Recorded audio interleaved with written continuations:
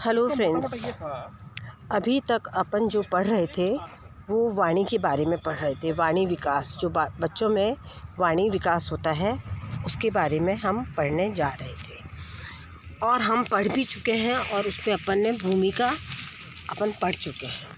उसके बाद हम आज पढ़ेंगे वाणी और भाषा में अंतर, difference between speech and language.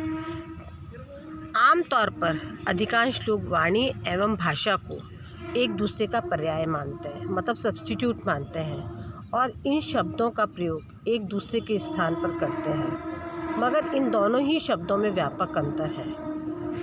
क्या व्यापक अंतर है कि यहाँ वाणी एवं भाषा को अलग अलग स्पष्ट किया जा रहा है। वाणी अलग होती है, भाषा अलग होती है, दोनों में अंतर होता है, लेकिन दोनों में समानता भी होती है। वो कैसे होती है?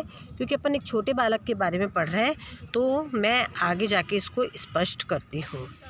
सबसे पहले अपन पढ़ते हैं वाणी या स्पीच। वाणी भाषा का ही एक रूप है।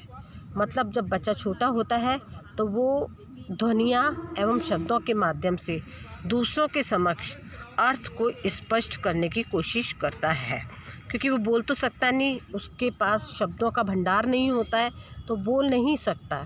तो ऐसे में क्या करता है कि वो अलग अलग तरह की ध्वनि निकालता है। अलग अलग, जैसे जैसे बड़ा होता है वैसे वैसे जो घर में शब्द सुनता है उनको अपनी बेबी लैंग्वेज के माध्यम से बोलने का शुरू करता है और अपना काम कराने की कोशिश करता है या डिमांड करता है। Means speech is a form of language in which articulate sounds of words are used to convey meaning. यद्यपि वाणी अस्पष्ट, अनियंत्रित एवं टूटे फूटे ध्वनियों के रूप में होती है, परंतु ये संप्रेषण मतलब कम्युनिकेशन का सशक्त एवं प्रभावी माध्यम है। इसका समूचे विश्व में प्रयोग किया जाता है। समूचे विश्व में जहाँ जो भाषा बोली जाती है बालक वही सीखता है। जहाँ जिस राज्य में, जिस घर में जिस तरह का होता है, वो जिस वातावरण में पलता है और जहाँ वो भाषा सुनता है उसी को वाणी के रूप में यूज़ करता है। जैकबसन, एक जो कि महान शिशु मनोवैज्ञानिक थे, उन्होंने इस संदर्भ में अपने विचार कुछ इस प्रकार से व्यक्त किए। All sane human beings talk about almost all the world's people are totally illiterate, and the actual use of reading and writing is an asset of scarce minority। तो उनके कहने का मतलब भी यही है कि ज़्यादातर जो लोग होते हैं, ह्यूमन बींग्स जो होते हैं संसार के अंदर, वो जब पैदा होते हैं तो लगभग इलिटरेट होते हैं। मतलब इलिटरेट से मतलब ये नहीं कि वो उनमें बुद्धि नहीं होती या अनपढ़ गंवार होता है।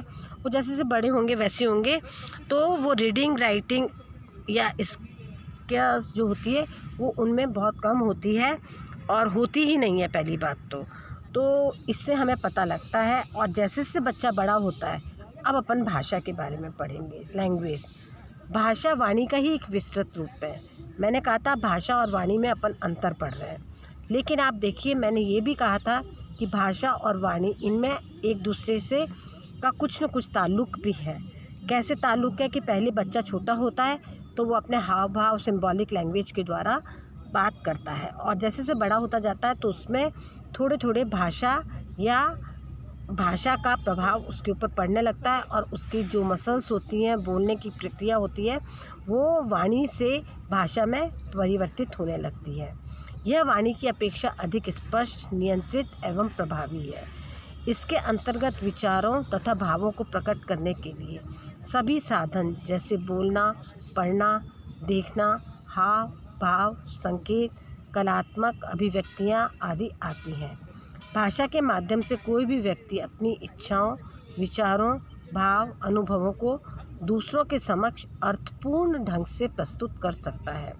वाणी के माध्यम से तो इसलिए नहीं कर पाता है कि कोई पहचान पाता है, कोई समझ पाता है, कोई नहीं समझ पाता, लेकिन जब वो बोलने लगता है, देखने लगता है, हाव भाव, संकेत और भाषा के माध्यम से अपनी अभिव्यक्तियाँ कलात्मकता की तरह से अपनी इच्छाओं को, विचारों को, भावों को, अनुभवों को दूसरों के सामने पूर्ण रूप से प्रस्तुत करता है, तो आगे वाला व्यक्ति उसकी हर चीज़ को समझ जाता है। ई.बी. हरलॉक, वो भी एक बहुत बड़े बाल मनोवैज्ञानिक थे, जिन्होंने लिखा है Language encompasses every means of communication in which thoughts, feelings are symbolized so as to convey meaning to others.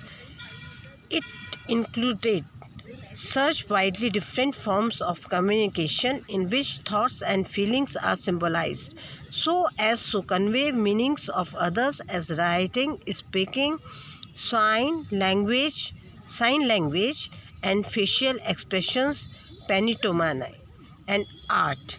तो इसके माध्यम से वो अपनी बात को पूर्ण रूप से रख सकता है। ये हरलॉक ने अपनी परिभाषा दी है।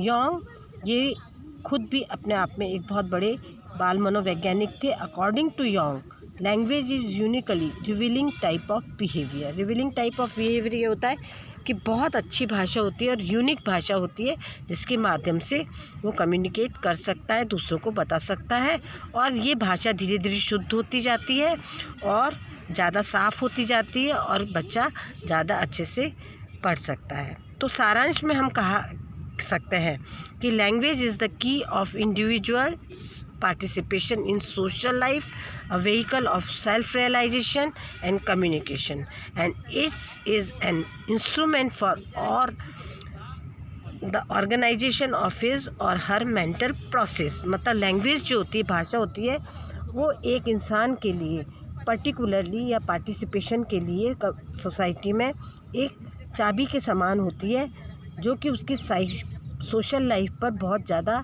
इफ़ेक्ट करती है। उसके माध्यम से मतलब लैंग्वेज होता है, वो एक की यहाँ पर लैंग्वेज को बोला गया है और इससे वो सोशल लाइफ में अपने आप को इन्वॉल्व कर सकता है। वो एक मोटर या व्हीकल के समान भी होती है जिससे कि वो सेल्फ रियलाइजेशन कम्युनिकेशन कर सकता है। इट इज़ एन इंस्ट्रूमेंट, वो एक इंस्ट्रूमेंट भी होता है जो कि ऑर्गेनाइजेशन उसके खुद के स्वयं के मेंटल प्रोसेस और ऑर्गेनाइजेशन में काम करने के लिए अत्यंत रूप से कार्य करता है। आज तो हमने पढ़ा वाणी और भाषा में अंतर, आगे इनके महत्व को पढ़ेंगे अपन। Thank you.